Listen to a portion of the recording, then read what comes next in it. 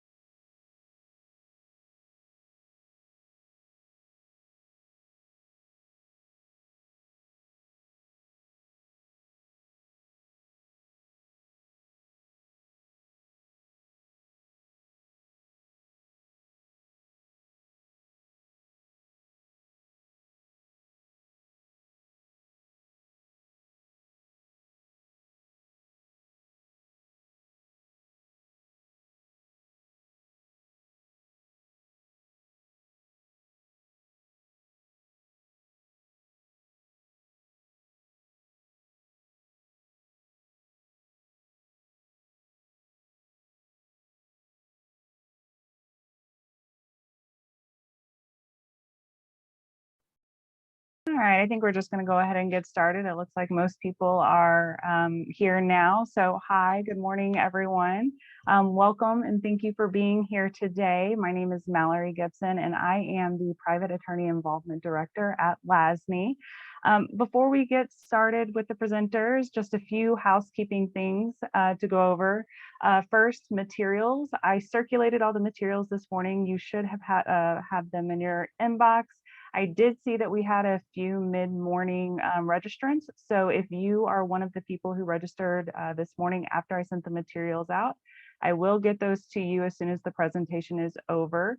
I did have one person whose email kicked back to me. So if you did not register this morning, but you have not gotten the materials, I will contact you and see if I have your email address wrong. Second, there will be 3 affirmation codes that are announced throughout the presentation. I will verbally say them, but they will also be up on the screen briefly for you, just in case you didn't understand or missed me verbally saying it. Third, there will be 1 10-minute break about halfway through. And fourth, all questions, if you have any questions during the presentation, feel free to go on and pop them in the chat or the Q&A. I will be monitoring those, but Yoana and Anthony will address all questions that are asked at the end of the presentation. And so with all of that, I will go on and introduce our presenters today. First, we have Anthony Mohen. Anthony is a senior attorney at the Legal Aid Society of Northeastern New York and Albany and the Economics, Justice, and Community Lawyering Project. He represents clients claiming government benefits and tenants facing eviction. Anthony is a Hudson Valley native and lives in Troy with his wife, their dog, and 2 cats.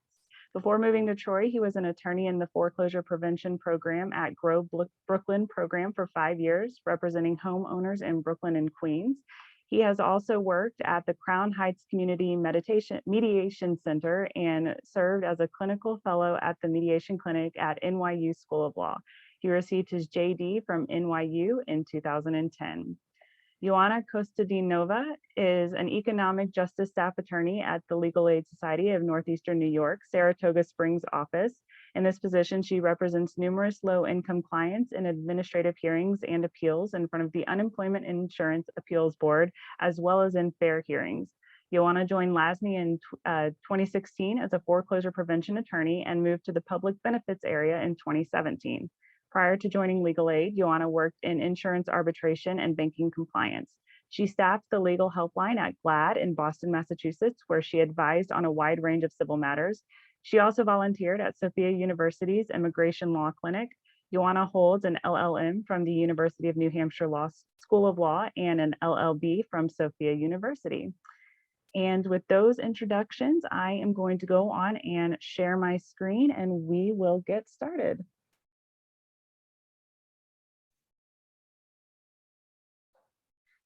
Thank you, Mallory. So we'll jump right in and get to the substance of the presentation. So we're going to be discussing today the various unemployment insurance programs that are available under both New York State and federal law.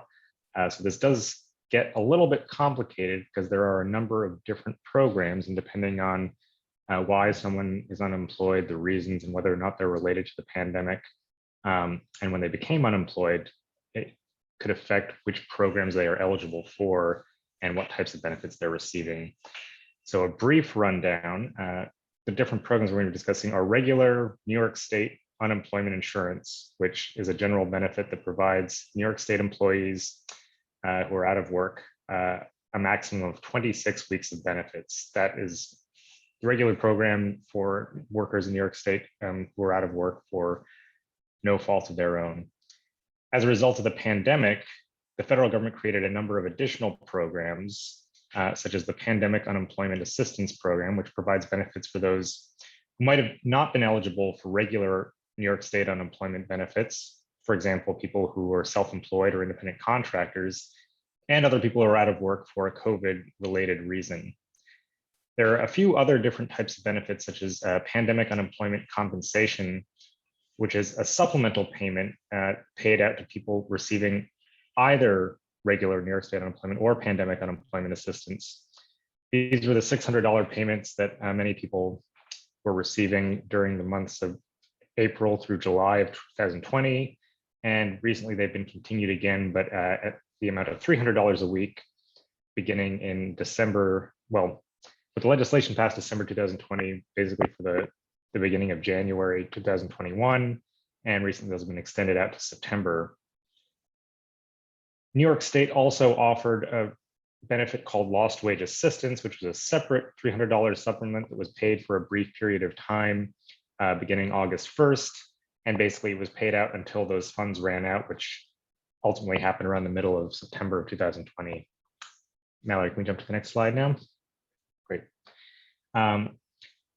There was also under the federal legislation that created the pandemic unemployment, what's called PEUC, or Pandemic Emergency Unemployment Compensation, which is basically just an extension of regular unemployment benefits. It also applies to people receiving pandemic unemployment assistance. So while normal unemployment claims, as mentioned before, only last 26 weeks, this extended them by 13 weeks. There were some other subsequent extensions that we'll discuss a bit later. And in addition, there's what are called extended benefits. This is an existing program under New York State and federal law, where if certain triggers are met based on the levels of unemployment, a regular unemployment claim can be extended by an additional 20 weeks, though that only kicks in after you've exhausted eligibility for other extensions available on a regular unemployment claim, which can get a little bit complicated, and we'll discuss exactly how that works a bit later on. So starting with New York State unemployment insurance, as I said before, this applies to any worker in New York State who's unemployed through no fault of their own, and they may be eligible for unemployment insurance benefits at the maximum rate of $504 a week for a maximum of 26 weeks. And there's two components to this. There's the fact that they need to be unemployed through no fault of their own, meaning that they were laid off from the job, they were fired from the job, although there might be exceptions to that. Typically speaking, it wouldn't be if they quit, although there can be exceptions to that as well, which will be discussed later on. And there's also a monetary eligibility component. The claimant must have worked and earned enough in wages in what's considered their base period year, which is roughly the year previous to when they're claiming, not counting the most recent full quarter. In New York State, employers pay contributions that fund unemployment insurance. So this is not something that's coming directly out of employee paychecks. Essentially, they pay contributions into the state fund, and that determines, and it's based in part on how many people are claiming benefits from them. But ultimately, it's the New York State Department of Labor, not the employer, who makes the determination about whether or not somebody qualifies for benefits. And we'll be discussing that a little bit more later on as well. Now, pandemic unemployment assistance is the federal program. It was created originally by the CARES Act, which was the large federal relief act passed in spring of 2020 to provide relief in a variety of areas, one of which was for people out of work as a result of the pandemic. And as I said before, it is meant to cover people who would traditionally be excluded from state unemployment programs. With all of the extensions, this means that it can provide up to 79 weeks of benefits, which is about a year and a half, to qualifying individuals who became unemployed, partially unemployed, or unable or unavailable to work for a COVID-related reason. And we'll discuss what those reasons are in just a moment. So the benefit payments under PUA were retroactive to the date that you lost work. This itself is a change from regular unemployment insurance claims. Prior to the pandemic, if I became unemployed, let's say on January 1st, and then I didn't put in a claim for benefits for several months, I could only claim back to the date that I first made my claim, with limited exceptions. Pandemic unemployment allowed for claims that were made later on in the pandemic to be made retroactive to whatever date you became unemployed. Though that changed recently when the program was extended in December 2020. As of that date, new claims filed after December 1st, 2020 can only be made retroactive to December 1st, 2020. So if somebody put in a claim back in November 2020 saying that they'd been out of work since the beginning of the pandemic in March, they could still make that claim retroactive. After December 1st, you now can only make the claim retroactive to that date. And any eligible PUA recipient will also be getting the additional $600 supplement payments.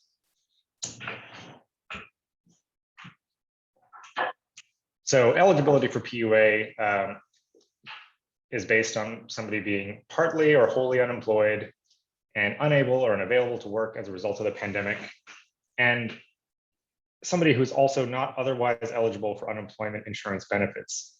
This is important because when somebody applies to the state because they're unemployed, if they can establish a regular unemployment insurance claim, the state Department of Labor will typically just award them regular unemployment. If they were just laid off, then and it's just a pretty straightforward layoff, even if the layoff is due to the pandemic because the business slowed down because of the pandemic, they're going to have a regular New York State unemployment insurance claim. However, there are a lot of people who are out of work because of the pandemic who wouldn't have qualified, people who are self-employed, including independent contractors, and this also includes gig workers. You know, if you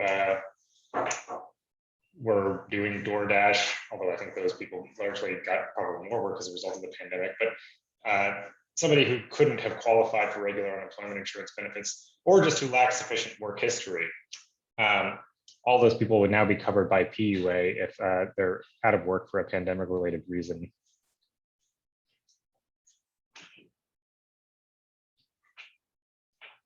So unemployed due to a pandemic-related reason means that a number of things. And these are the qualifying categories listed under the CARES Act: being diagnosed with COVID or having COVID-related symptoms and seeking a diagnosis.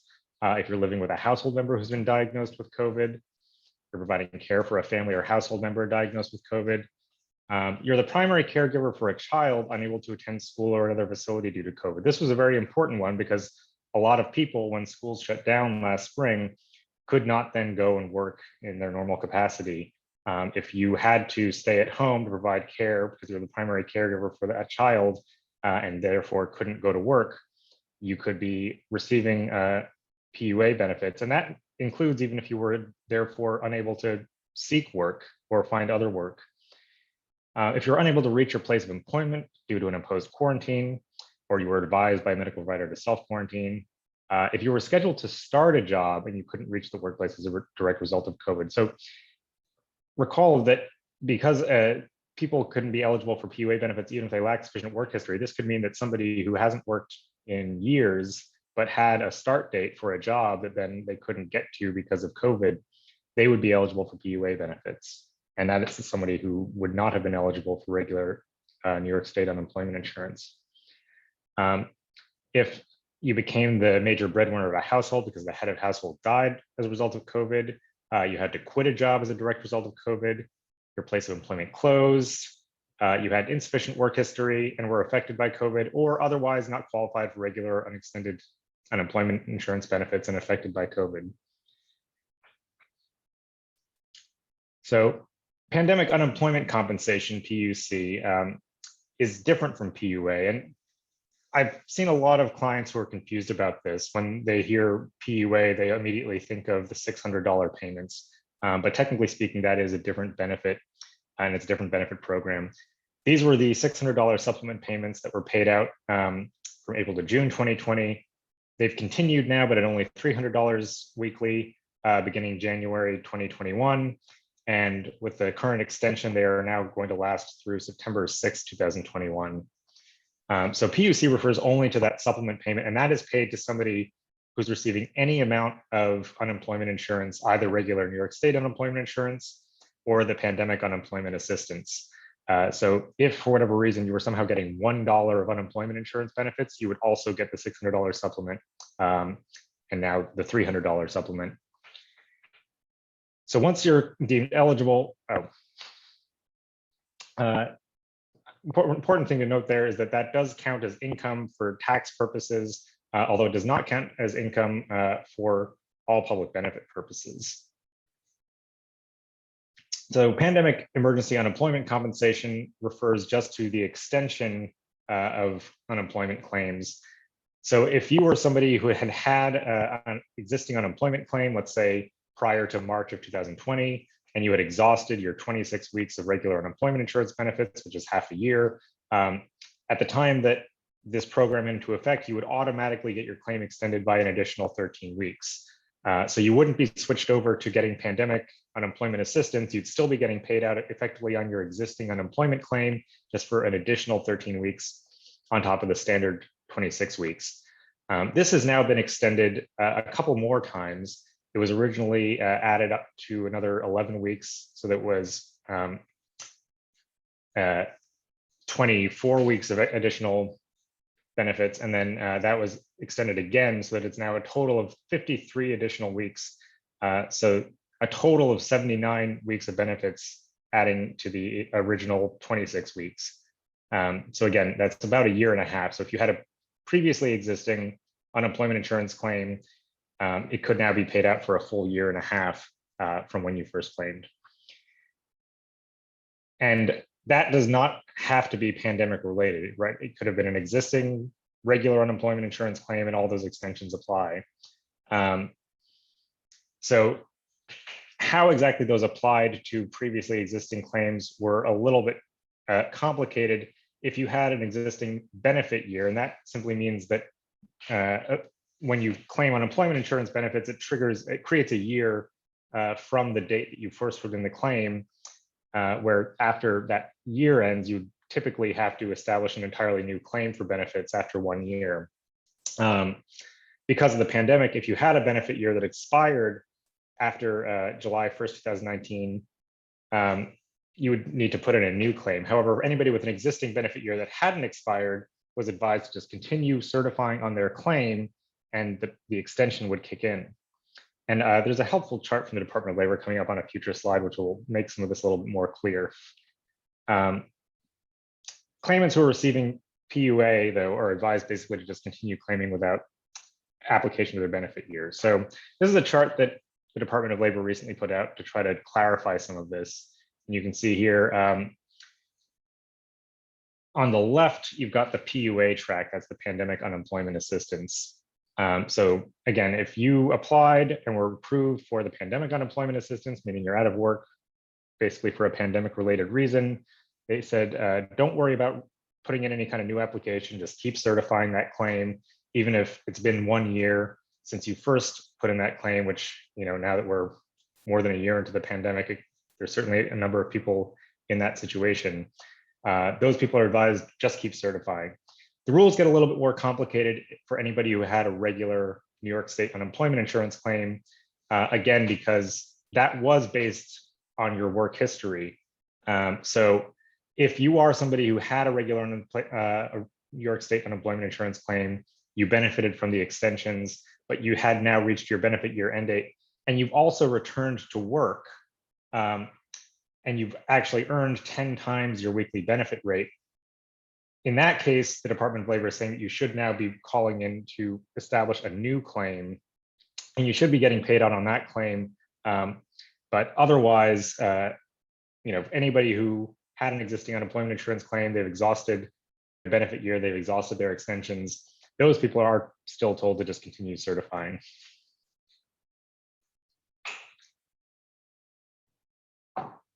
So New York State unemployment insurance, as I said before, is designed for people who had work history and had lost employment through no fault of their own, and are ready, willing, and able or capable of work, and are actively looking for work.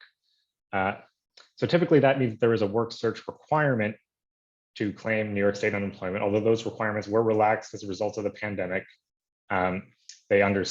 Basically New York State Department of Labor, under guidance from the US Department of Labor, was told to offer flexibility because people couldn't necessarily actively seek for work, or it was generally advised not to be actively seeking for work if you were under a stay-at-home order. So it was sort of understood that it put restrictions on your ability to search for work. Last year, the Department of Labor tweeted out some guidance stating that when you were actually putting in your claim, and if you were asked whether you were able to work, you should just continue claiming and answering yes, even though it might be that because you were eligible for a pandemic-related reason, that actually meant that you weren't able to work. Again, I was using the childcare example before. If you're somebody who, in your normal capacity to work, it would require you leaving the house, but you were unable to do so because you're the primary caregiver for a child, you're still supposed to just continue certifying the claim and answering yes if your claim is pandemic-related.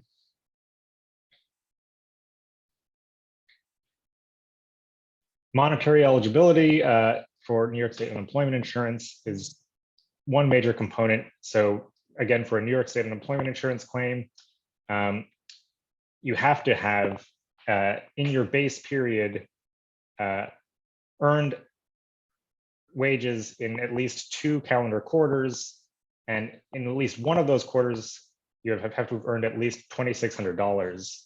And the formula then requires that the total wages paid must be at least 1.5 times the amount in your highest quarter. That will determine what your benefit rate is. And for New York State unemployment insurance, the maximum benefit rate is $104, and the current minimum is $104. So you'll get at least $104, but no more than $504 per week. Again, right now, if you're getting any amount of unemployment insurance, you'll also be getting the additional $300, and that is going to last through September 6th. And there is a calculator if you want to try to figure out what your benefit rate is based on what your wages are. For PUA, the benefit rates basically parallel New York State's unemployment for the maximum rate of $504. However, PUA has a minimum benefit rate of $182. And again, eligible claimants are also going to be getting the additional $300. So you can use that same estimation tool for the New York State unemployment insurance to calculate your PUA rate, because it will look back at your previous wages if you have them to determine how much you're getting. However, it will pay you at least the minimum regardless of what your prior year wages were.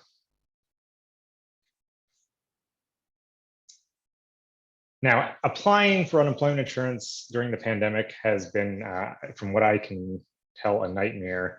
The guidance from the State Department of Labor is to try to direct people to apply on different days of the week based on the first letter of your last name. So if you're in A to F of the alphabet, call on Monday, G to N on Tuesday, O to Z on Wednesday. And then if you missed your day, file Thursday, Friday, Saturday. Everyone I've talked to has just said it is impossible to get anyone on the phone. And I think that is largely the reason why claims were just made retroactive, regardless of when they were established, because it was understood with the high volume of calls how difficult it was to call in. So the general guidance is, if you can, do it online, since it will be a lot easier.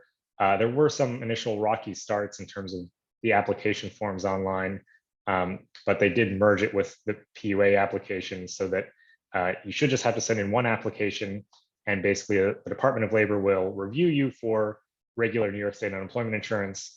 And if you don't qualify, then they would automatically review you for PUA. The phone number and the different times that it's available are listed there for anyone who needs them. So again, a lot of people have had issues applying. The guidance is try to do it online because you will not have to wait on holds to speak to a live agent.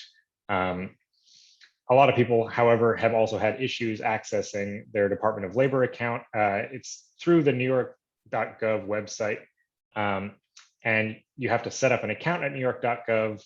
And a lot of people I know have had issues accessing their account. They try to log in, they're told that they already have an existing account, but they don't know the password, and then they have to figure out how to get access to that account. This has also in some cases been due to possible fraud, that possibly somebody set up an account for them to try to put in a claim for them. But sometimes there are just generic reasons. You set up an account years ago, you don't remember how to access it. So the number on that page, that previous slide, is where you should call if you're having any difficulty accessing that account.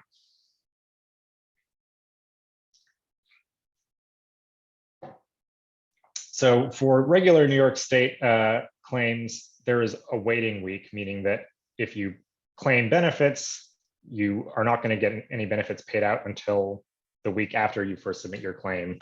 For any COVID-related job loss, the waiting week was waived so that that claim can be effective immediately. And then every week that you are out of work, you need to call in or go online and certify that claim weekly. You'll be asked a series of questions, including whether or not you worked any days that week. You still have to report any days worked, and that if you do have any hours or days that you worked, that would reduce the days that you're eligible to claim benefits. You have to report whether or not you worked at least and earned at least the minimum benefit rate of $504. And there's a couple of other questions that you'll have to answer as well.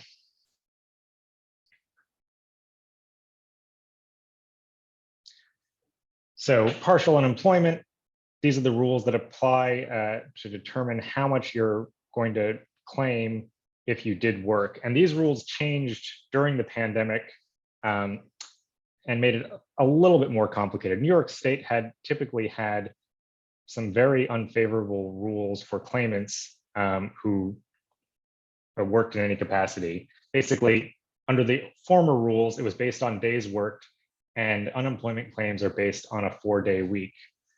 Under the old rules, any amount of time worked on any day constituted as a day worked. So, if I'm somebody who was self-employed and worked for 15 minutes, then technically I should have to report that when I put in my claim as a day worked, and that would reduce my benefits by 25%. Thankfully, these rules changed to be a little bit more favorable to claimants, so that they are now based on hours worked. And that means that any time up to 4 hours worked doesn't reduce your benefits at all. 4 or more hours, up to 10 hours would reduce your benefits by 25%, 10 to 20 hours by 50%, and 20 to 30 hours by 75%. Any more than 30 hours, and it would reduce your benefits entirely. So because the claim form, when you go online to certify your benefits, is still in terms of days, you need to do an hours to days conversion based on that formula. So if you worked less than 4 hours, you can still say you worked 0 days and you'll get your full benefits for that week. If you worked more than 4 hours but less than 10, you can report that you worked 1 day, and that would reduce your benefits by 25%. And I can give you an example there. If your weekly benefit rate is $200 and you worked 25 hours and you earned less than $504, since there's still that requirement, you basically will report 3 days worked when you certify, and you'd still get at least $50 in benefits for that week. As I noted before, any amount that you're getting in benefits does mean that you're going to get the full $300 supplement. So at least during the pandemic, you will be getting that.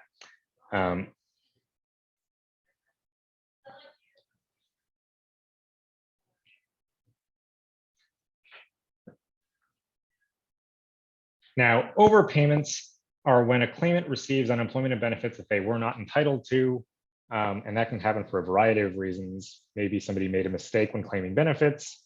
Maybe it turns out that they said that they were ready, willing, and able to work when they weren't really.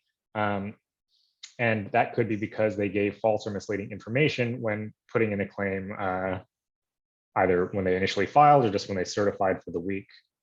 So if you have a previously outstanding overpayment, that is going to be recovered out of your current weekly benefits. And then that overpayment needs to be repaid before you start claiming your weekly benefits. So for example, if you had a $1,000 overpayment and your weekly benefit is $250, you would basically lose 4 weeks of benefits until that $1,000 overpayment is paid back. And only in the 5th week would you start to get your benefits.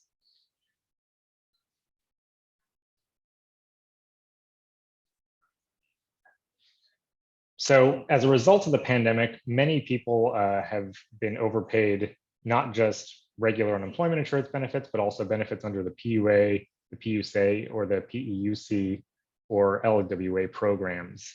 When those programs first came out, the federal law that created them said that any overpayment of those benefits could not be waived by the states that were paying them out. That obviously meant that anybody who did get an overpayment, even if it was through no fault of their own, could have thousands of dollars. And we have actually seen clients who come in with notices of an overpayment that might be, $10, $15, $20,000 with all the benefits paid out over the pandemic. Thankfully, the law changed to say that states can issue waivers, and as recently as a couple of weeks ago, New York State has finally opened up an application process for claimants to request a waiver of an overpayment of these federal benefits. So the basis for them to grant an overpayment is equity and good conscience. And that is going to depend on whether or not paying that overpayment would cause the claimant extraordinary financial hardship, such as an inability to pay for shelter, food, and medicine. As far as determining whether, and they also need to be determined not at fault for the overpayment. And so fault is going to depend on factors such as a material statement or misrepresentation, failure to disclose a material fact, whether the claimant knew or was expected to know that they were not entitled to the benefits, any act or omission by the claimant that was erroneous, inaccurate, or wrong, and a determination of fraud associated with the payment of benefits. So again, I mean, if the Department of Labor goes and finds that the claimant knowingly didn't disclose some fact when they put in their claim, or they certified the claims weekly, that's going to likely lead them to deny a waiver of the overpayment that resulted.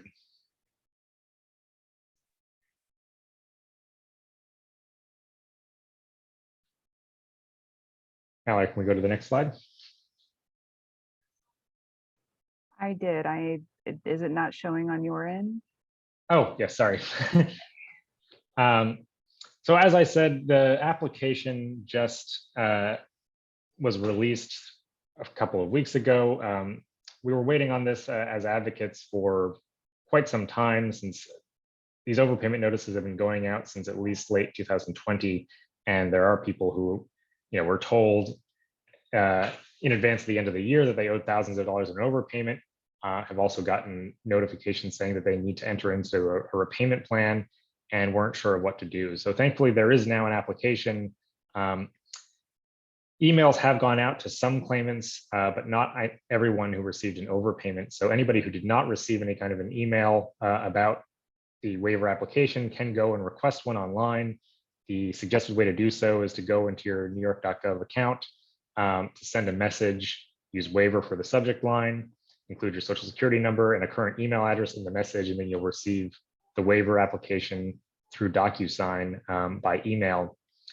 If you don't have a NewYork.gov account or you have any difficulty accessing it, you can also send in a request by mail. Just mail it to the Department of Labor at the address listed below and include your social security number and a current email address on the request. And again, they're going to email it to your regular email account, not through the NewYork.gov system.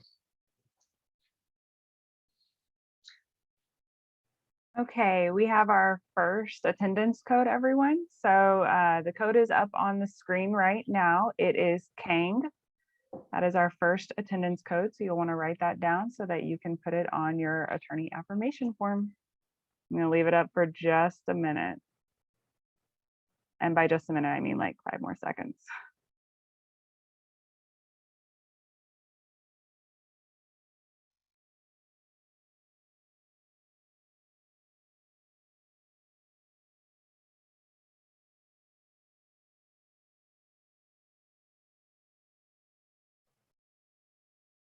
Anthony, I've switched over to the next slide so you can go on and continue. Great, thanks. So forfeit day penalties are days in the future when a claimant will not be eligible to receive unemployment benefits. So these can be assessed based on a willful false statement or misrepresentation in submitting your claim. So again, I mentioned before that unemployment insurance claims are based on a 4-day week. So if you have 4 forfeit days, that means 1 full week of benefits that you wouldn't be able to claim. So when they're assessed, forfeit day penalties have a 2-year expiration minus 1 day from the date of the notice. So basically, if Department of Labor makes a determination today, April 30th, that I charged with 4 forfeit days, then I'm going to lose that week of benefits at any point that I put in a claim from now until 2 years in the future.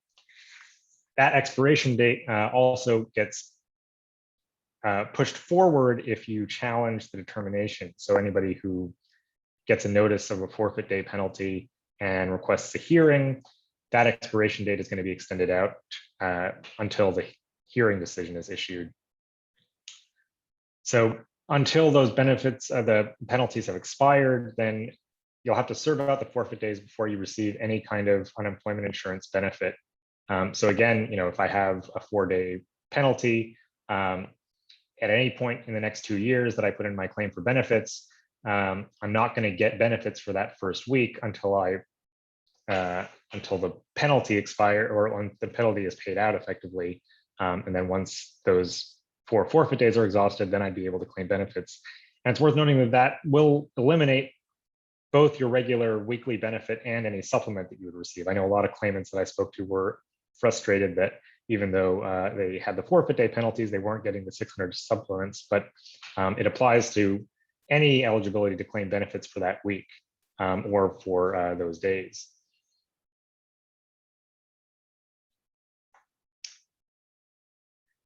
Now, again, this means that overpayments and forfeitures can affect the benefits that you're claiming, both in terms of your weekly benefit and in terms of the supplement. An overpayment would exhaust any benefits that you receive. So for example, if with a $1,000 example that we had before, if you're getting $250 a week in benefits, and your benefit, you have a $1,000 overpayment owed to the Department of Labor, then you would get nothing in unemployment insurance benefits for those 4 weeks, but you could still be getting the supplement. The forfeit day penalty, as I just explained, is not going to work in the same way. So that if the forfeit day penalty exhausts, means that you don't get benefits for that week, you're also not going to get the PUC supplement.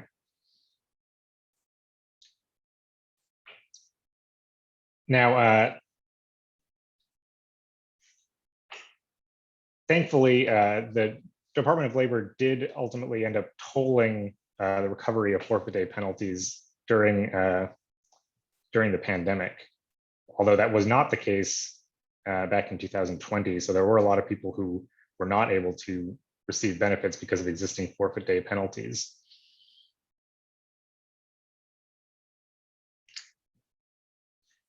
So once a claimant first puts in a claim for benefits, they receive what's called a monetary benefit determination. This is basically just informing them how much they're going to be receiving in weekly benefits if they are deemed to qualify. And a lot of people get confused by this because they receive a letter in the mail that essentially says this is your benefit rate. But until the Department of Labor has actually made a determination on whether they qualify for benefits, they're not necessarily going to get any amount of benefits. So the monetary benefit determination will list all of the wages that you got and from which employers. It gives you a brief time period in which to request reconsideration of 30 days. So if you have employers listed, employers that are not listed there, where you think that you earn more from a certain employer and that they underreported your income, you need to request reconsideration of that benefit rate. You also can try to request an alternate base period because, as I mentioned before, the Department of Labor doesn't use your most recent full calendar quarter. So if I were to put in a claim today in April, it would skip the first calendar quarter of 2021, January through March, and it would look only at the full calendar year of 2020, January 2020 through December 2020 as my base period. Now, if I happen to have started a job in late 2020, maybe I wouldn't qualify for benefits under New York State unemployment insurance based on that base period, but I would if you looked at the most recent quarter. And so I'd actually want to use the alternate base period. So you can ask within 10 days of getting that notice to shift the base period forward in time to cover that most recent quarter if it would allow you to claim benefits.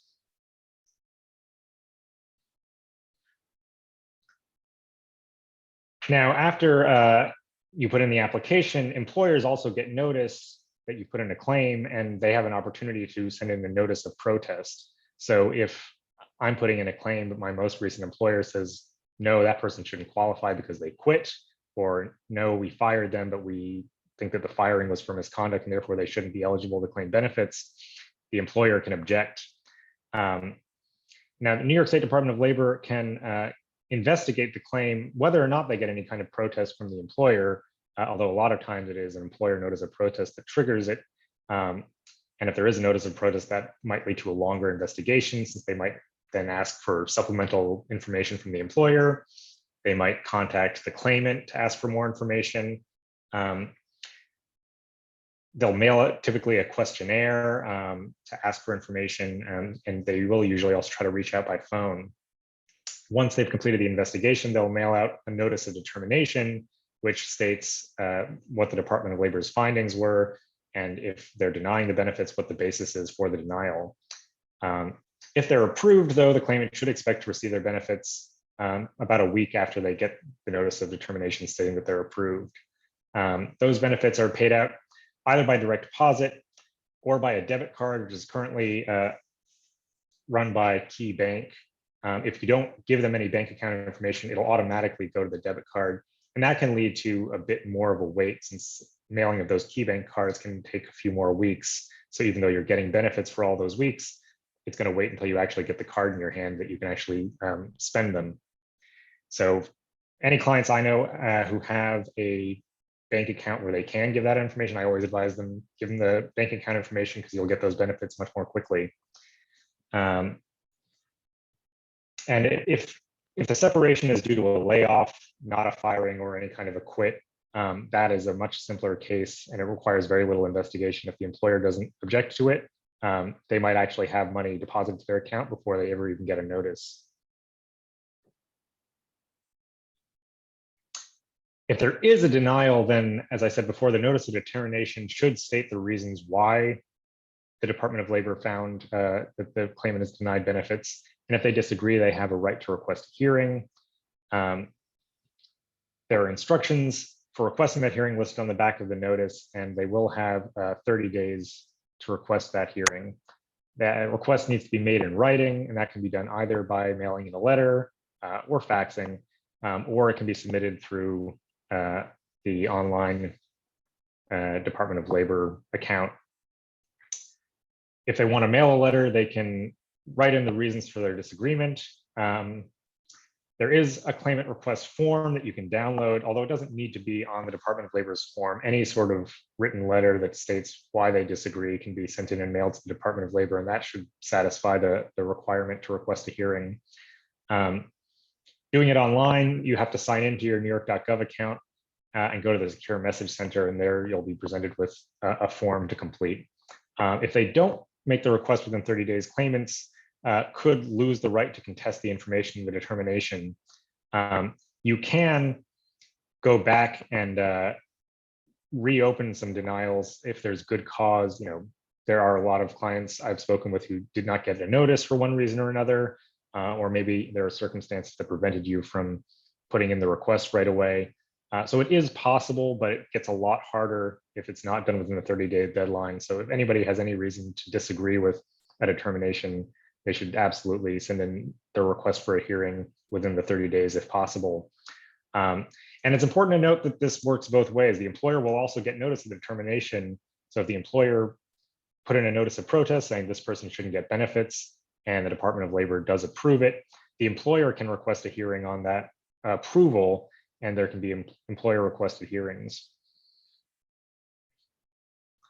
So this is a copy of the form from the Department of Labor website. It is available online if you search for claimant request for hearing form.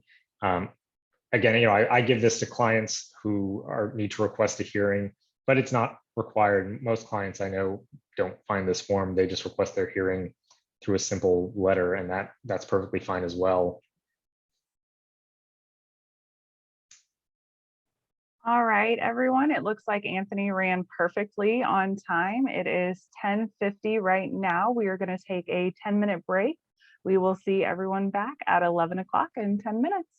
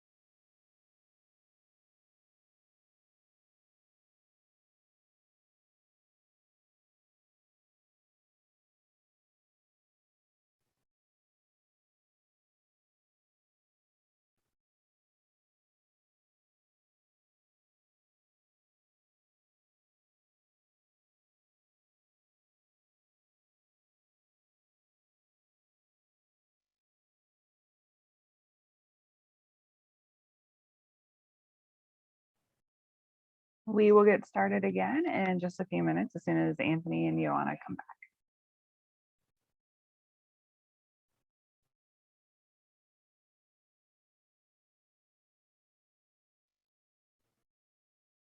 All right, we will start back up.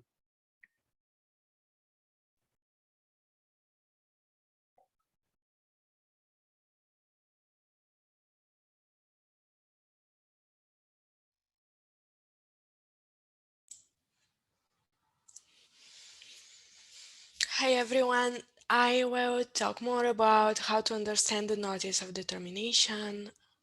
Anthony, was that your slide? Or was it mine? I think this one was yours. Okay, I wasn't sure by the look on your face. I didn't want to take over if it wasn't time to take over. How to understand the notice of determination. Normally, the claimant would receive a notice of determination stating whether or not they're eligible for unemployment insurance benefits or for pandemic unemployment assistance. The notice should contain the reason for disqualification if there is one, and the specific facts that led to that conclusion. If the notice doesn't contain specific facts, then that's an argument that could be made at the hearing that the notice is defective and therefore should be overruled. And in addition, if the Department of Labor appears at the hearing and states a reason containing specific facts, then the claimant could request an adjournment on the basis that they didn't have an opportunity to prepare for those facts that are contained in the notice of determination.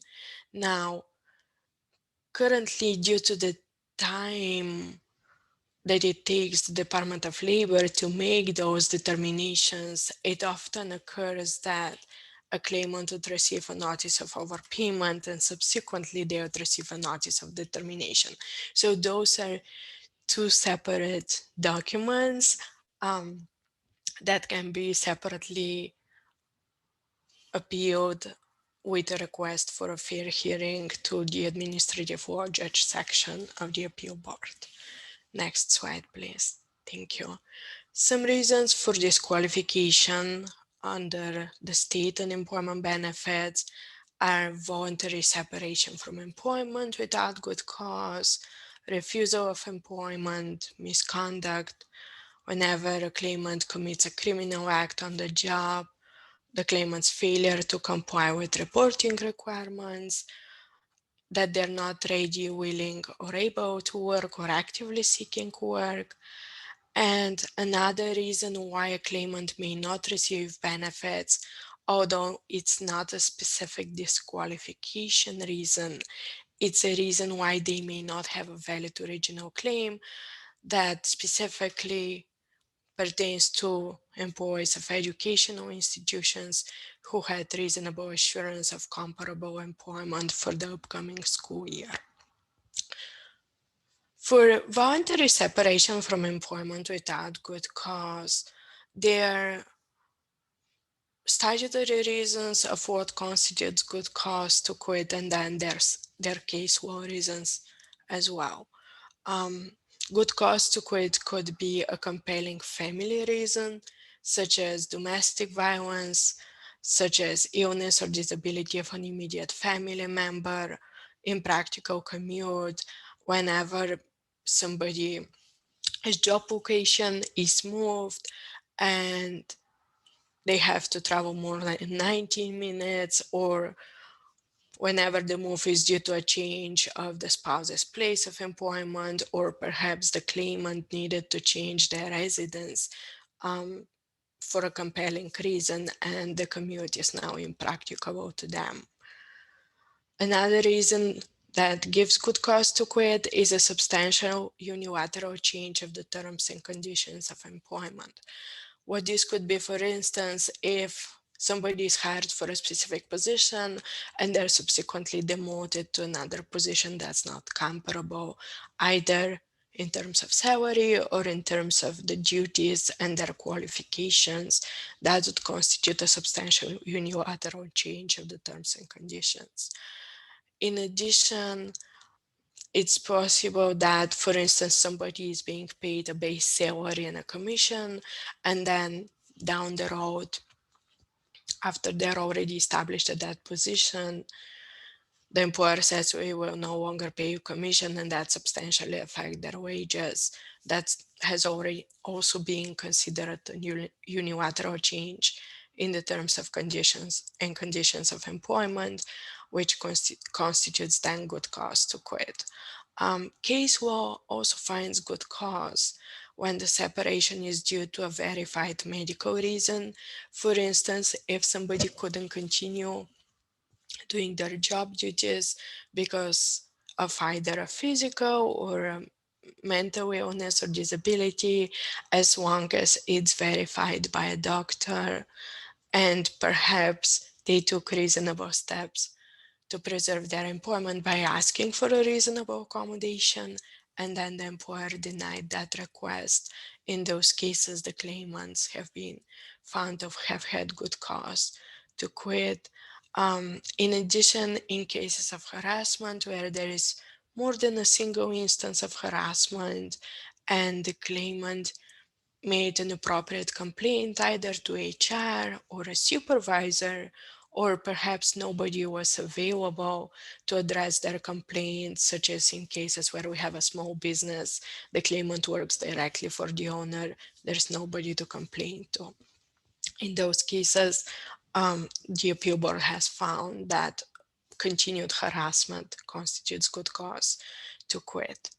In addition, if there are violations of the labor law, there have been cases where the claimant has been found to have had good cause to quit.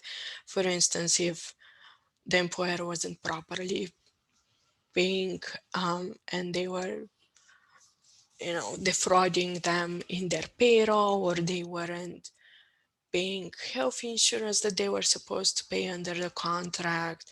In addition, there have been cases where, for instance, the claimants were working at a prevailing wage job under a state contract, but they weren't paid the prevailing wage. And in those cases, that constituted good cause to quit, provided that, again, the claimant took some reasonable steps to resolve this and it wasn't resolved. Good cause also exists if the employee is subjected to illegal activity. For instance, if somebody is, say, working for an employer who has multiple buildings and maybe they're a maintenance manager and they're consistently subjected to criminal activity on the premises for which the employer does not take any action despite complaints, that could be considered a situation where illegal activity would give rise to good cause to separate from employment. In addition, sometimes it's the employer that's conducting the illegal activity. For instance, if the employee is made directed by the employer to do some work or action or activity that's actually illegal, and that often occurs, say, in transportation. If the employer maybe has a fleet of trucks, but they don't have proper registration for interstate travel. There have been cases where the claimant who quit in those circumstances, rather than illegally cross state lines with the employer's vehicle, have been found to have had good cause to quit. The employer's failure to provide protective equipment or full state COVID-19 protocols. This, of course, came up recently in 2020 with the pandemic. As you know, a lot of businesses were shut down and then they reopened in waves. Depending on the type of business, there were certain state guidelines issued by the governor for the reopening of different types of businesses. And that often included very specific instructions on the types of protective equipment that have to be provided for both the employees as well as the customers.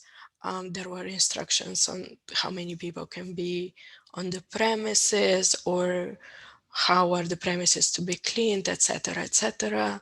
So in cases where the claimant can prove that the employer violated those instructions and the guidance from the state, and that put the employee in danger of either contracting the virus or transmitting it to family members or perhaps to customers. There have been cases where this was found as a good cause to quit. However, it's important to remember that the mere fear of contracting COVID-19 and passing it along to others without being able to prove that the employer actually did something wrong in not protecting the employees does not constitute good cause to quit. And I have included a recent appeal board case that deals with specifically that, where the employee was given a choice to either continue working in conditions where PPE was provided or quit, and they chose to quit. In that case, they did not qualify for benefits because the administrative appeal board did not find good cause to quit. Next slide, please. Thank you. In voluntary separation from employment cases, the ALJs would often look into whether the claimant took reasonable steps to preserve their employment before quitting, such as whether they contacted their supervisor with a complaint. If they couldn't contact a supervisor, could they contact human resources? Did they maybe file a formal complaint through whatever the procedures with the employer were? Sometimes some claimants would also file an OSHA complaint, especially if it's a violation of PPE or other health and safety issues on the premises. Also, whether or not the employee sought medical treatment. For instance, if somebody is claiming that they quit because of their medical conditions, did they seek medical treatment? Did they actually follow through with the medical treatment? What attempts did they take to resolve the circumstances before choosing to quit? Next slide, please. Refusal of employment. Refusal of employment is another reason why somebody could be disqualified from benefits. It usually occurs when somebody is already receiving benefits and then they're offered employment. It could also occur when somebody decides to quit or is fired, but they're offered another job by the employer. So if there is a job that's substantially similar to theirs and they could have continued employment with that employer, but they chose not to, then that would be a refusal of offer of suitable employment before even quitting. If somebody is receiving benefits and then there is an objection that they refused an offer of employment, that usually comes from the employer that made that offer. Very often it's the same employer. So the New York State labor law generally does not care whether the same employer makes the offer of employment. So even if there is bad blood between the claimant and the employer, and maybe the circumstances of the termination of employment weren't so nice, that doesn't give the claimant a right to then refuse an offer from the same employer, as long as it was an offer of suitable employment. What that means is that it has to be a bona fide offer. It cannot be speculative. It has to include a specific start date. It has to include the salary, the location, and the job duties. And it also has to be a definite offer that pays over the prevailing wage cutoff for the claimant's experience. Next slide, please. Another reason why somebody might be disqualified from regular unemployment benefits is if either the Department of Labor finds that they committed misconduct, or perhaps the employer sends in a protest saying that they were fired for misconduct. Misconduct is defined by case law. It's the employee's volitional act or omission that's detrimental to the employer's interests. It usually requires a prior knowledge. So there has to be a policy or warning, notice that the action or omission could lead to termination. And in most cases, if there is no prior warning, then that disqualification is considered a single instance of poor judgment.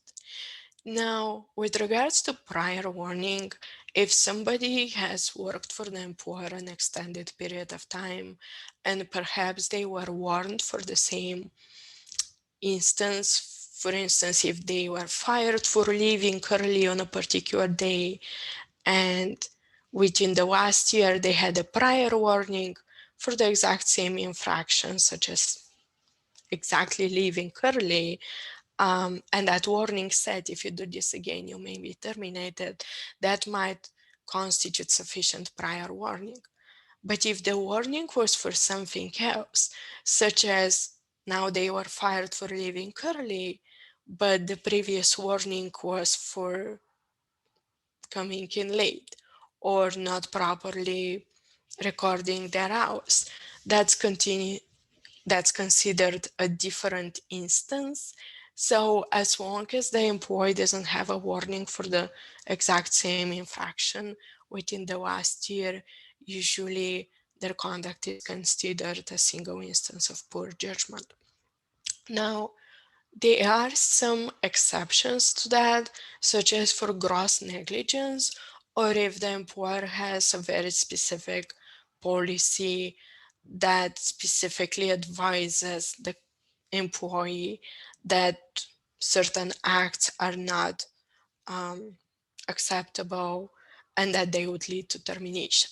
That often refers to harassment, whether sexual harassment or other types of harassment, or for instance, if the employer has a very specific policy for confidentiality of customer or client data, or a very specific technology policy or copyright policy. A lot of these cases sometimes are decided on the basis of, was the claimant on actual knowledge that they're violating a policy in such a way that that could immediately lead to their termination. So a lot of times, if the employer has a very specific handbook, or they gave their employees periodic trainings on those very important policies, and if they were repeatedly told and they acknowledged that violation of a certain policy could lead immediately to their termination, then even if it's a single instance, that would not amount to simply poor judgment. It might still amount to misconduct. A lot of times during a hearing, an inquiry can be made into the employer's prior practice. For example, in the case of matter of Dunham, in that case, somebody worked at a counter, they sold lottery tickets, and they sold a lottery ticket, but at the end of the day, their register was $20 short. It was later discovered that the employee gave a lottery ticket to a bartender or a bar manager who was from the neighboring establishment. And that was a common practice that would occur a couple of times every week for months and months. The employer was aware of it, and it was never before brought up as a problem. And the bar manager would then refund the $20 on the next day. And in this case, once the issue was brought up to the employee, she immediately contacted the bar manager. He immediately restored the $20. Nevertheless, the employee was terminated for misconduct. And then in that case, the Supreme Court found that because there was consistent prior practice to show that this occurred multiple times and it was never frowned upon by the employer, there was never a prior warning or any sort of notice not to do that, that this did not amount to misconduct, and then the claimant was awarded benefits. Insubordination is another situation where the ALJs may or may not find misconduct.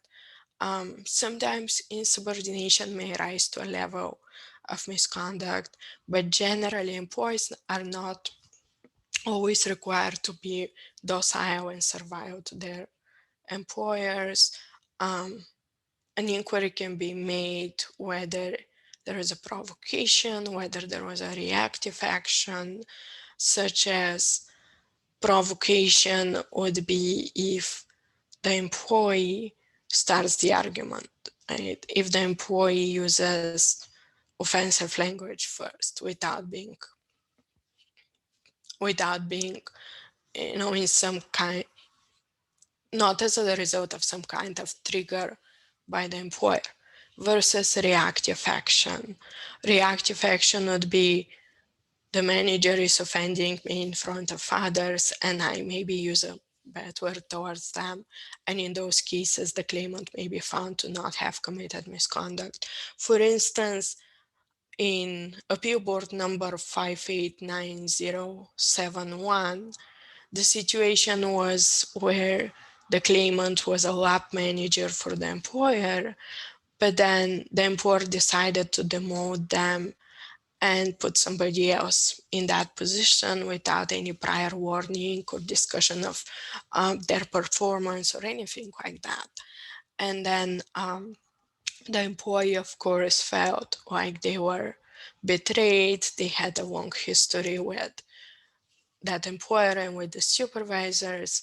And then there was a subsequent conversation between the claimant and another employee who was in supervisory position to them.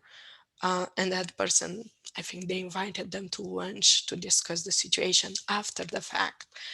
And in that case, the claimant was very upset and they sent a single text message to that person, just including the word snake, and they were fired for that reason. However, the appeal board in that case found that this was reactive action and that it didn't constitute a threat or harassing behavior because it wasn't a pattern, and because clearly through testimony of both parties it was established that the claimant was really very upset over being demoted without any justification, and that their reaction was provoked by the employer. And gross negligence, this again goes to the level of whether or not the conduct is detrimental to the employer's interest. Anything that could be considered gross negligence would be detrimental to the employer's interest, and it would amount to misconduct generally. Next slide, please. Reasonable assurance. Again, as I mentioned previously, reasonable assurance is a concept based on statutory provisions that specifically exclude educational institution employees from establishing a valid original claim based on wages from that educational institutions for periods of breaks or between school years where there was reasonable assurance of future employment after the break.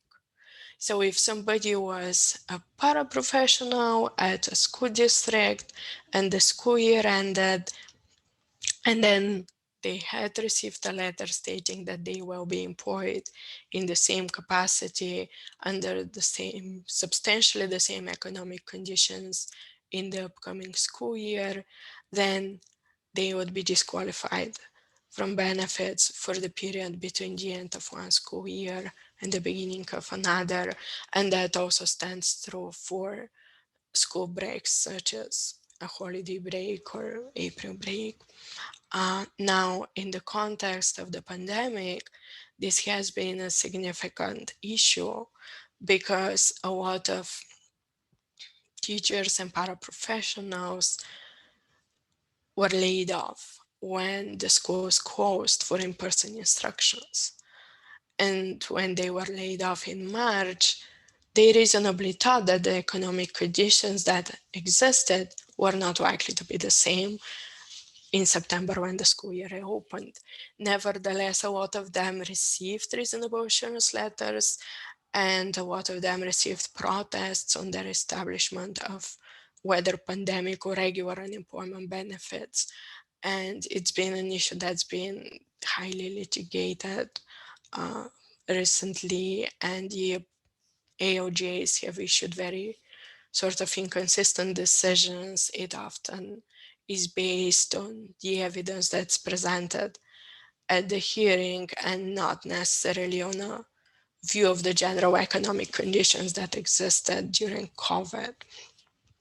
The general rules are that the employer has to establish good faith willingness to rehire the claimant for the next academic year or term, and the economic conditions in terms of employment in the school year or term would be expected to be not substantially less favorable than in the prior year or term.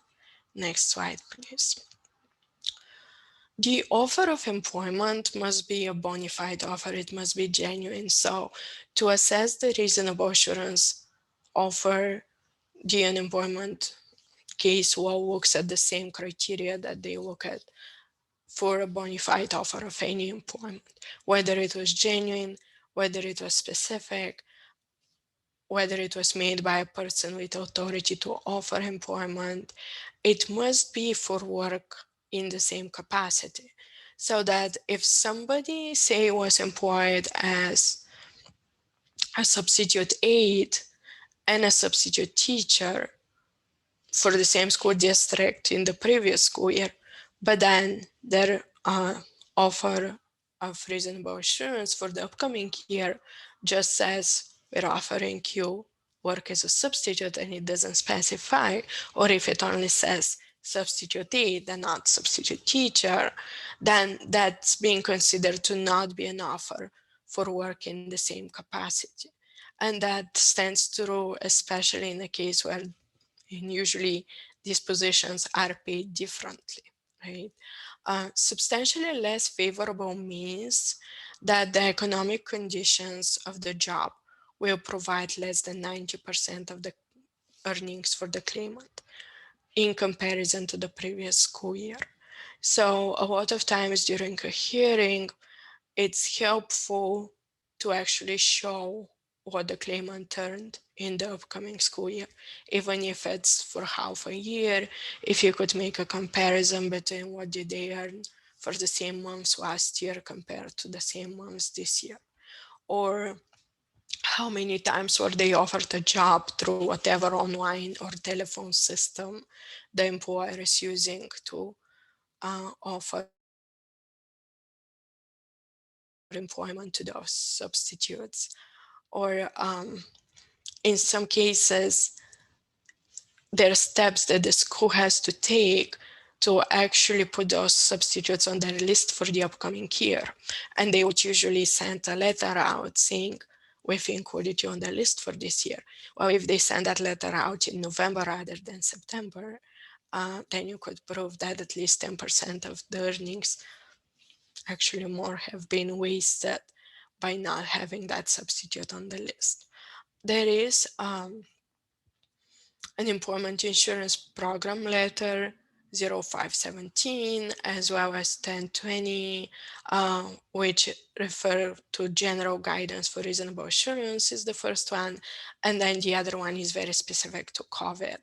The UIPL 1020 also permits somebody who would normally be disqualified because of reasonable assurance to actually receive PUA if they had a different job that did not come through, such as a summer job that was affected by COVID and didn't come through to fruition, even though they might have had reasonable assurance. And arguably, this could also hold true for a job that was with the school district but wasn't within the time frame of the regular school year. So for those unemployment insurance program letters, there is a link at the end of the presentation where you could access the database on the Department of Labor website, and you could look at the specific guidance for each of those. There are several program letters that deal with the different aspects of the different pandemic benefits. Next slide, please. Okay, we have our second attendance code. It is on the screen. So if you have the presentation minimized, you might want to open it up. It is Springfield. I'm going to leave it up for just a second, but our second attendance code is Springfield. And I'm going to close it out in 5 seconds.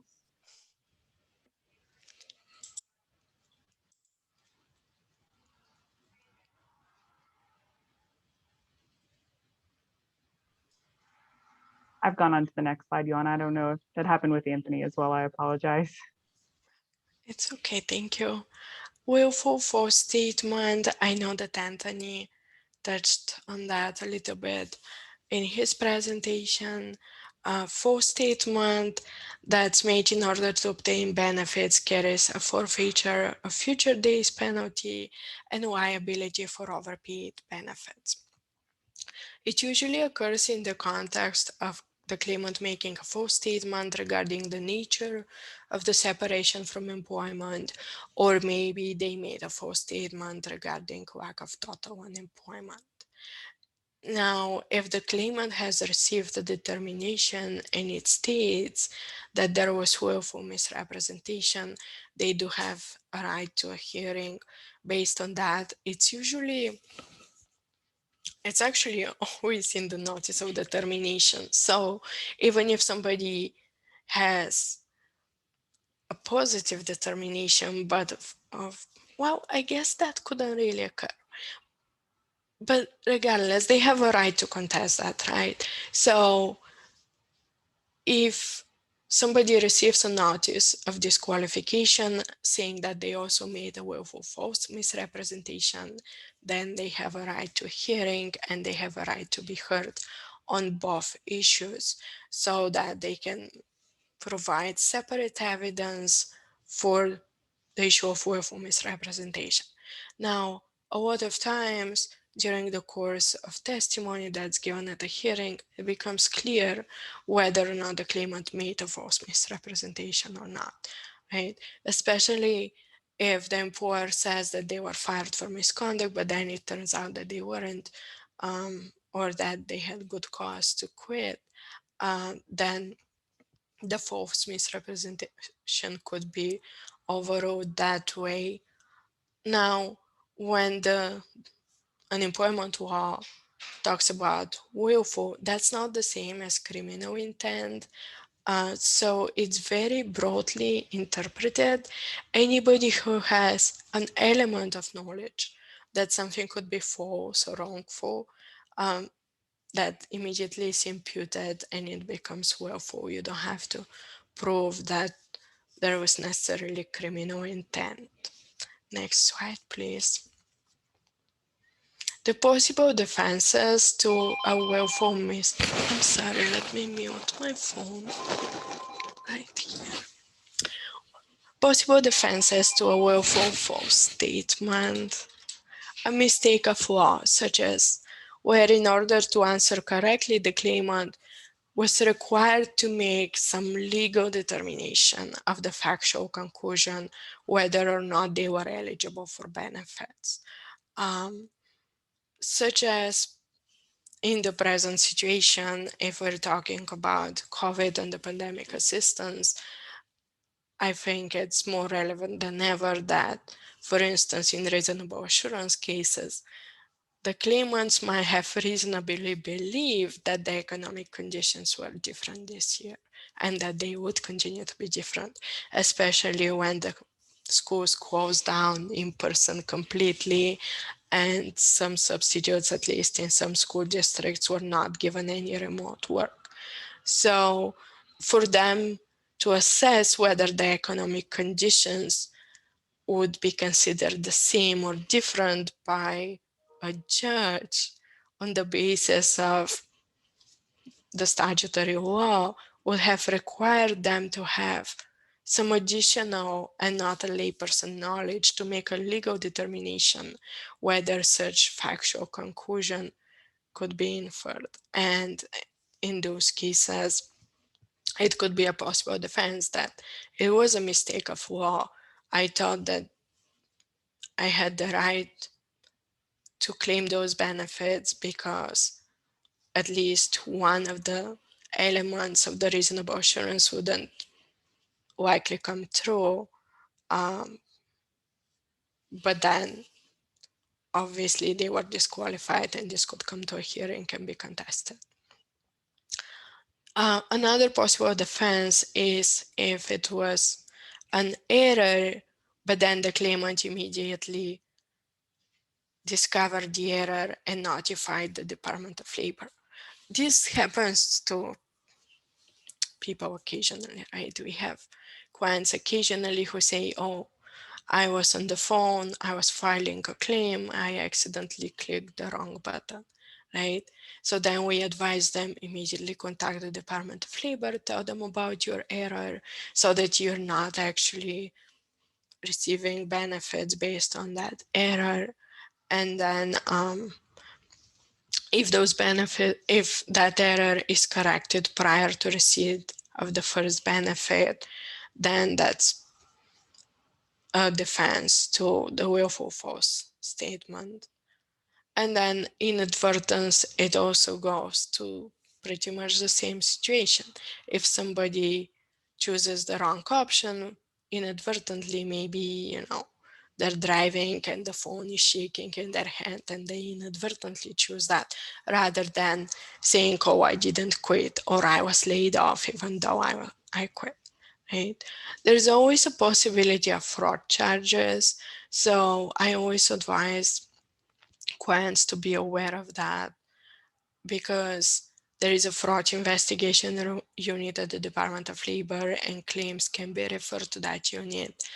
And there is an extensive process and potentially there could be prosecution depending on the severity of the situation. Next slide, please. When is the fair hearing? Usually when a claimant requests a hearing, within a month of that request, they would receive a notice of such hearing. It would include the date, it would include the time, it would include who the administrative law judge is and how the parties would be contacted to participate. It's also important to know that that notice of hearing would include a list of the parties who would be present. So sometimes the employer has more than one address, or maybe they have a representative. All that information would be included on the notice of hearing. Now, the 30-day time frame is really a time frame that occurred before COVID. After COVID, there were periods when claimants would not receive a hearing date for months at a time. I think I recently had a hearing that was requested in February of 2020. So the general timeline is again 30 days, but there's certainly hearing requests that are sitting out there and that are taking way longer than that to be scheduled. Also, recently, the AOG section has been leaving voice messages to claimants advising them of the date of their fair hearing. So I always advise my clients to be on the lookout for voice messages and to immediately check their voicemails because sometimes mail is much slower and they don't get the actual hearing notice until it's almost the day of the hearing, if not after that. To protect the rights to benefits, the claimant should continue to certify benefits while the hearing is pending. That also stands true for the period after the hearing when the decision hasn't been issued, as well as anytime after the hearing if they're planning to appeal, right? Because we don't want them to miss any weeks when they could have claimed benefits just on the basis that they thought that, that they don't have to do it just because they've requested a hearing. There is no right to go back and reclaim those weeks just because you've put in a hearing request. A little bit about the special instructions in the notice. I'm sure everybody who's seen one of those notices, there's usually special instructions on the bottom and the flip side that say what the judge expects to see, whether it's documents that they want one or the other party to present. Most of the time, it's just an instruction for the employer saying present somebody with first-hand knowledge um, as to why the claimant was separated from employment. But every now and then, there would also be an instruction for the claimant.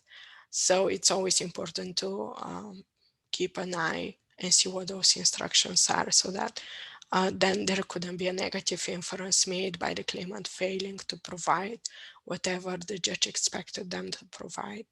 Now, during COVID-19, all hearings have been held via telephone, and it's expected that they'll continue to do so. Next slide, please. How to prepare for the hearing. The first step would be to obviously read the notice thoroughly, take note of any special instructions.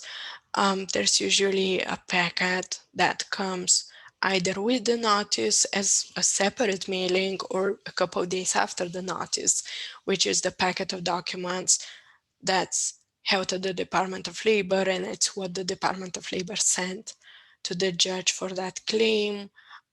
So it's always important to review that packet, see what the allegations are, see what evidence there might be in the packet that can be then presented at the hearing and used.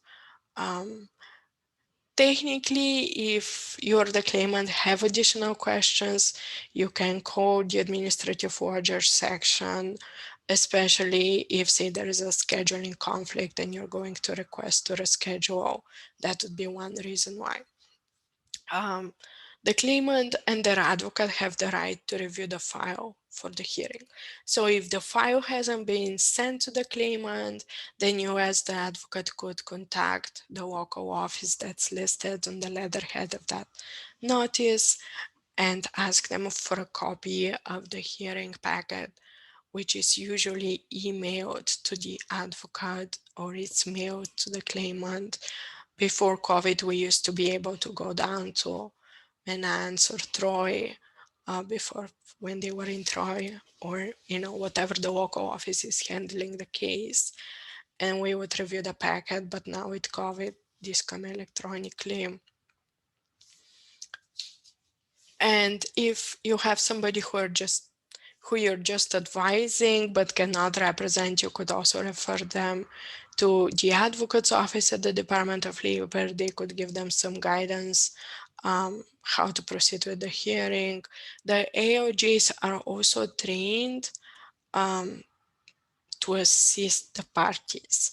So if the AOJ feels like that person who is pro se, or even if it's the employer and has a representative who's not an attorney, the AOJ would help them cross-examine or help them in other ways necessary to present their evidence, or they would sort of guide them how to ask that their evidence be admitted into the record. Now, the claimant also has an option to not proceed at the hearing if they say they need representation or they're lacking documents or for some other reason they don't want to proceed.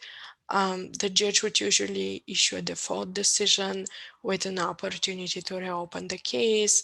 They should send a letter in within a reasonable time to request reopening of the case, and they should show that they had good cause not to proceed. Now, good cause is if somebody had to be at work, if they didn't have childcare, if they needed an attorney and wanted more time to find an attorney, if maybe they were sick. I would stay away from stating that the claimant was out of town. And I've repeatedly advised people not to do that, because then that triggers the Department of Labor to look into whether or not they were ready, willing, and able to work. So don't say I had planned vacation. Next slide, please.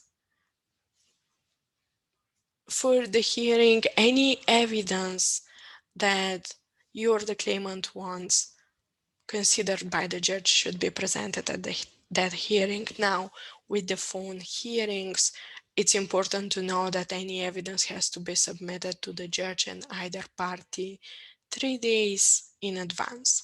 So if you don't do that and the hearing comes and the employer says, I don't have the evidence, it's very likely that the judge would proceed without your evidence or without the employer's evidence if they didn't send it to you, absent some good cause for not presenting that evidence. Usually the AOJs are pretty strict on that. The claimant could bring letters, emails, text messages, copies of employees' handbooks, doctor notes, whatever they have to substantiate the reason why they left, or to substantiate that whatever they did wasn't misconduct. And of course, there's also a right to present witnesses. Before COVID, they could appear in person. Now they obviously appear via phone.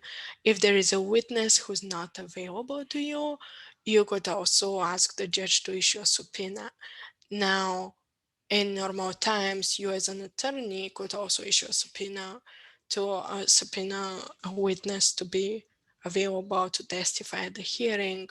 I've found that with the short term frames between receiving the notice of hearing and the actual hearing, it's been almost impossible to do that. But you could always ask for an adjournment if you find that a witness is necessary after you hear the testimony of both parties. And then if the judge says no or rejects your witness, or they don't want to adjourn, then potentially that's grounds for appeal. You could also ask for the judge to make a negative inference if you want the employer to present somebody as a witness and they fail to do so, especially if it's somebody who has first-hand knowledge of what happened. Next slide, please. The hearing will be about whether or not the claimant had a valid claim under regular unemployment or the PUA. Also, you could request a hearing on waivers, denials of waivers, or to contest a monetary determination. In the beginning of the hearing, the judge briefly states the procedure. Usually, the judge would ask each party if they were ready to proceed, and if there are any witnesses that need to be heard. We usually state the witnesses in the beginning of the hearing. Now, depending on whether it's misconduct or voluntary quit, for misconduct, usually the ALJs question the employer first, then there's an opportunity for cross, then the judge questions the claimant, then of course there's an opportunity for cross, and then a closing statement. The issues in front of the judge are those that are listed on the notice of determination. If you as an attorney or an advocate, you believe that there are other issues that are not considered, you could ask that the judge remand the case back to the Department of Labor to be considered for other benefits. However, some judges would simply say, well, you should just send another hearing request saying that that the claimant should have been issued PUA benefits even if they're ineligible for UI. Next slide, please.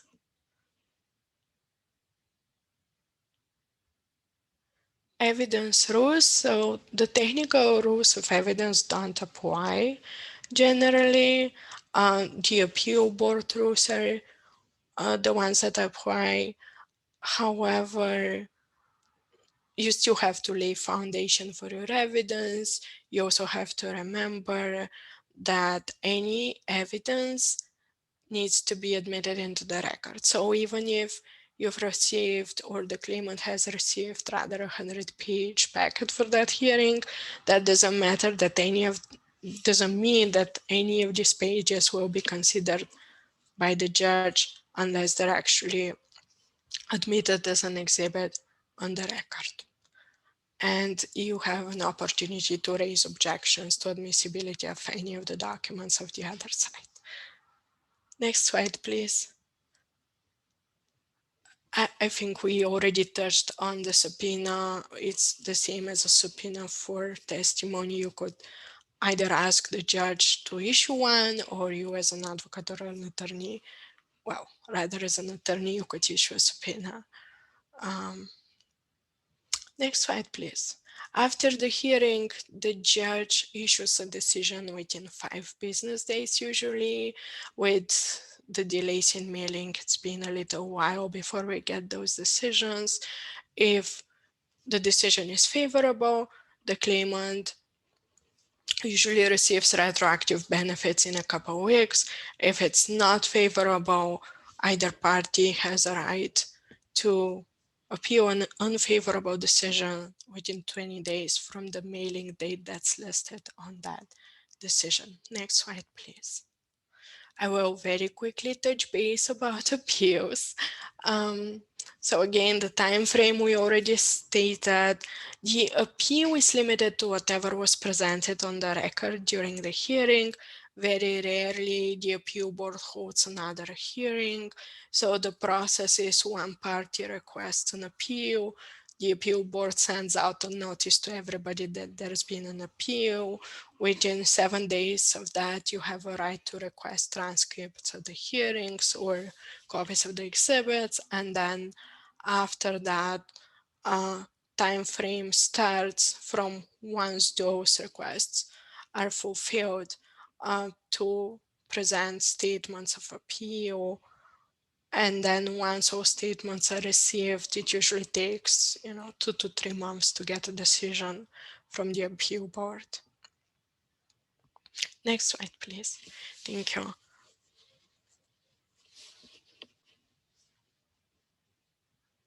I think I already touched base on that. Next slide, please. Common grounds for appeals. You could appeal on the basis of mistakes of law. So if there is a legal principle that the AOJ did not apply in your decision, then that could be brought up as a mistake of law. Mistake of fact. Keep in mind that the judges are given extreme discretion as to credibility and evaluation of facts that are established at the hearing. So although it could be brought up on appeal, usually the appeal board would affirm a judge if the only appeal reason is that you don't disagree with how the judge interpreted the facts or the credibility of the witnesses. Hearsay versus sworn testimony. Hearsay cannot prevail over the sworn testimony when there is nothing in the record to impeach it. And there is a third department case, which is the milestone case on that principle. And basically your goal is to show that your client had the strongest case, whether you're opposing or whether you're appealing the decision. Next slide, please. Appeal board decisions can be appealed. They go to the appellate division of the Supreme Court Third Department, and there is a 30-day time frame for that, only on the basis of mistake of law. Next slide, please. All right, we have our third and final attendance code. It is CODOS. So if you want to go on and open up the screen, if you've got it minimized, and so you can see the spelling of that. And I just realized I probably should have announced the spelling for the first one as well. The first one was Kang, K-A-N-G. The second one was Springfield, and the third one is CODOS, K-O-D-O-S. And because we're running short on time, I'm going to go on and send it right back over to you, Yoana. And the next slides are just a few helpful links that you might find useful when you prepare for a hearing. And thank you so much for your attention. All right, we have got 5 minutes, so I'm going to go on and see if we have any. If you have any questions that you haven't submitted, feel free to do so. I think though that looking at our Q&A and looking at our chat, it doesn't look like we have any questions. Leave it open real quick just in case. But it does not seem like anything is coming through because Yoana and Anthony, you did amazing at being so informative. Thank you both so much. And thank you to all of our attendees for participating and joining us today. With that, I will go on and close out the CLE. Thank you, everyone. Thank you. Thanks, everyone.